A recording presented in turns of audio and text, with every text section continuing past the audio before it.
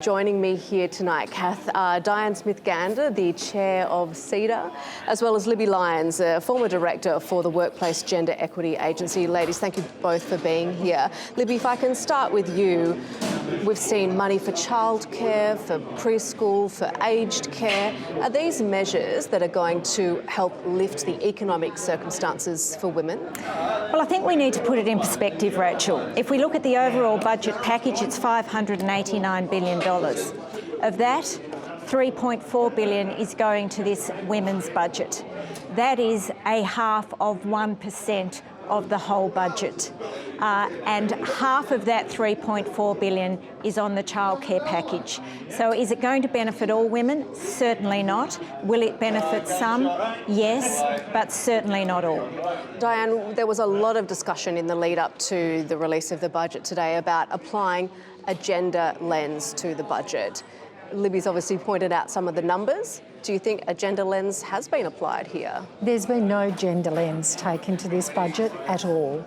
It's certainly going to improve things for some women, but with the economic outlook being a great deal better, I would have hoped, and CEDA would have hoped, that there would have been much more ambition to actually really understand what's going to be needed to strive for the structural changes that will allow women to have equality in their economic participation, and this budget just doesn't go anywhere near far enough towards that goal. Libby, your experience, of course, as I said, has been about gender equity in the workplace. We heard the Minister Birmingham just a few moments ago say that this is a budget aimed at higher employment outcomes. We saw the government expand the traineeship program and you know, the Treasurer mentioned 5,000 positions for women.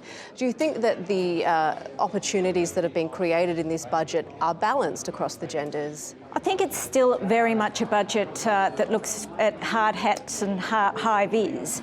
And of course, women miss out in that regard because they are very male-dominated industries.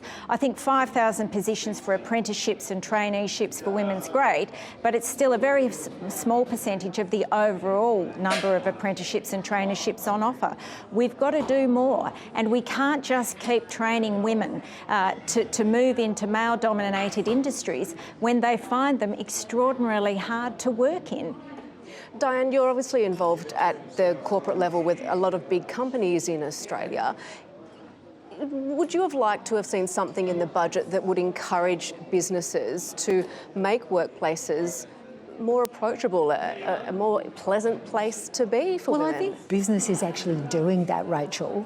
There's more work going on in the corporate sector than is going on in this budget. I'm really disappointed that paid parental leave hasn't been addressed. It is the key blocker to keeping women at work. And if we stopped talking about women and started talking to women, so we have a real understanding of what it is they need to be able to stay at work, if we're going to get down to 4% unemployment, we're going to need to have every single one of those 250,000 jobs that the Treasurer is targeting. And we're going to need women and we're going to need working mums to be in those jobs. So putting superannuation on paid parental leave was something that was talked about a lot before this budget, and sadly that seems to have been left right on the cutting room floor. One area of super, though, that was covered in the budget was the $450 threshold minimum that now doesn't exist. That's obviously good news for some women. That's fantastic news, very important for anyone in part-time work and anyone in the gig economy. Very good stuff. But I think too, when we come to paid parental leave, we have to look at paid parental leave for women and men. Yes. You know, men are parents too, and they want to take an active part in their children's lives. And unless we start offering paid parental leave, we just are not encouraging men to take that active role and to ease the burden for the unpaid care and domestic work and child rearing that women continue to do in Australia.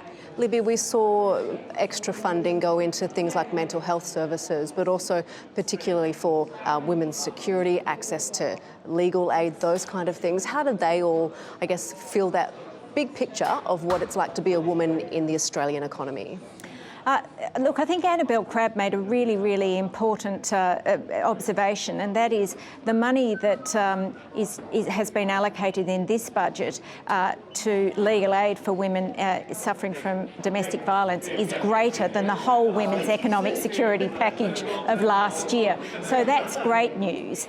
But I think it's, you know, a lot of these measures I think are band-aid measures, and we're not looking at the structural issues that need to be addressed around childcare, paid parental leave, and a lot of these things that are the barriers to women re-entering the workforce. Diane, finally, does the outlook look more promising for women now? Of course it looks more promising for some women, but let me say I've been in the workforce for more than 4 decades, and I hear people saying this is a great start. Well, I don't think I should have had to wait 40 years for a start. Diane Smith-Gander and Libby Lyons, great to have you both on the program.